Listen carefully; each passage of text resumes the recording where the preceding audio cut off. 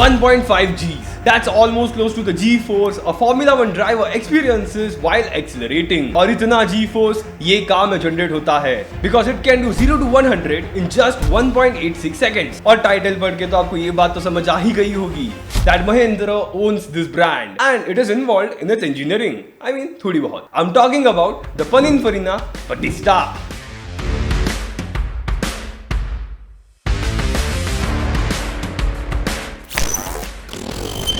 Pininfarina Battista ये नाम उनके फाउंडर के नाम पे रखा गया है जो एक ऑटोमोबाइल डिजाइनर थे। Pininfarina has designed a lot of Italian cars like Alfa Romeo, Ferrari, Fiat and many more. लेकिन दूसरों के लिए गाड़ियां डिजाइन कर करके वो लोग थक गए थे, उनको भी खुद के नाम की गाड़ी बनानी थी। और फिर 2015 में महिंद्रा ने Pininfarina को एक्वायर किया for just 1240 crores and together they made Battista.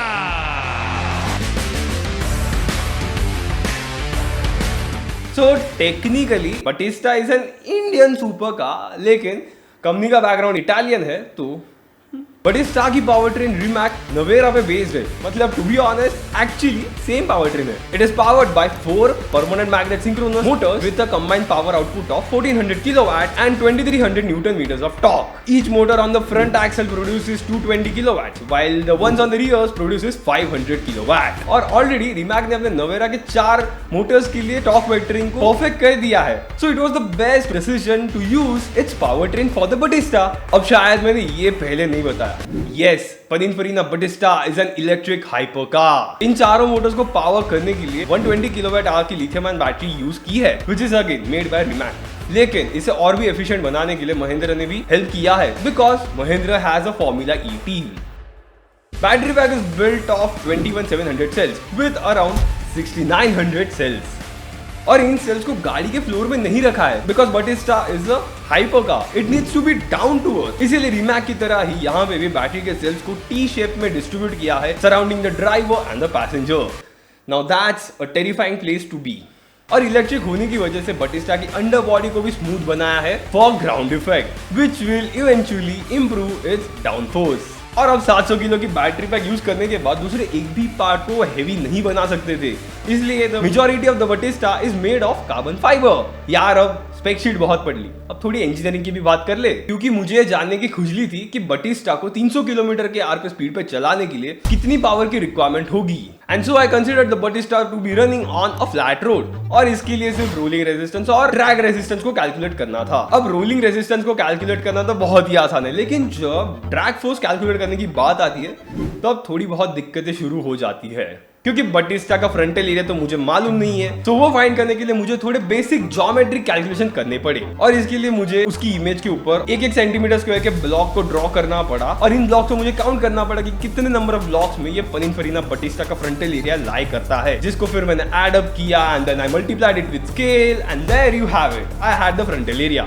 लेकिन उसे वैलिडेट करने के लिए फिर मैंने अपना regular length multiplied by breadth वाली भी फॉर्मूला यूज की and somehow the values were near. अब फिर मुझे सिर्फ ड्रैग रेजिस्टेंस का एक बेसिक फॉर्मूला यूज करना था from which I got the drag resistance, जिसे फिर मैंने रोलिंग रेजिस्टेंस के साथ ऐड किया and then I multiplied it with the velocity of the car and bam there you have it. Pininfarina Battista को 300 kmph पे चलने के लिए 1381 किलोवाट पावर आउटपुट की जरूरत है और सर्टेनली Battista के चारों मोटर्स का टोटल पावर आउटपुट 1400 किलोवाट है। मेरी ये कैलकुलेशन में डेफिनेटली एरर तो है, क्योंकि ये सारे कैलकुलेशंस करने के लिए बहुत सारी एनालिसिस करनी पड़ती है और मैंने तो सिर्फ ये बेसिक कैलकुलेशन किए थे, वो भी पेपर पे, that too in half an hour. And I do believe कि Pininfarina Battista can actually run faster than 300 kmph और 400 kmph और whatever the speed they are claiming, लेकिन it is because of the tyre compound कि उनको speed को lock करना पड़ रहा है।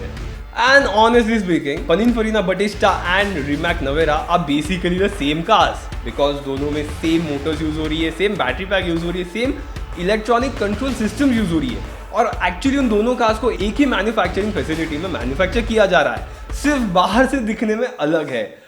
They are brothers from another mothers। और अब आई नो आप लोग ये बोलोगे कि इलेक्ट्रिक कार्स में इंजन कार्स जैसी मजा बिल्कुल नहीं होगी। वेल, किसी दिन इलेक्ट्रिक गो कार्ट को जाके चला के देखो, जो इंस्टेंट टॉर्क फील होगा ना, उसके बाद टर्बो चार्जर को भी भूल जाओगे। Just kidding, IC engine cars are not going anywhere और इसीलिए अगर आपको इंजन पावर्ड कार्स कैसे वर्क करती है ये सीखना है then you should read my books, क्योंकि इनमें मैंने engine, power train, suspension, steering और ब्रेकिंग सिस्टम जैसी सिस्टम्स को कवर किया है, साथ में उनके नए टेक्नोलॉजी के बारे में भी लिखा है, which you should learn if you want to become an automobile engineer. So hurry up and buy my books by clicking on the link in the description box below. और फाइनली इस video से आपको पिनिनफरिना Batista के बारे में सारी जानकारी मिल गई होगी, और ऐसी बहुत सी इलेक्ट्रिक कार्स भी है, लेकिन there is this one electric motor जो हमारे इंडियन ऑटोमोबाइल मैन्युफैक्चरर्स को अपने ईवीज के लिए यूज करनी चाहिए, जिसके बारे में मैंने इस वीडियो में बताया है, which you should watch right now, and I will see you guys on next Thursday at 7:30 PM. Peace.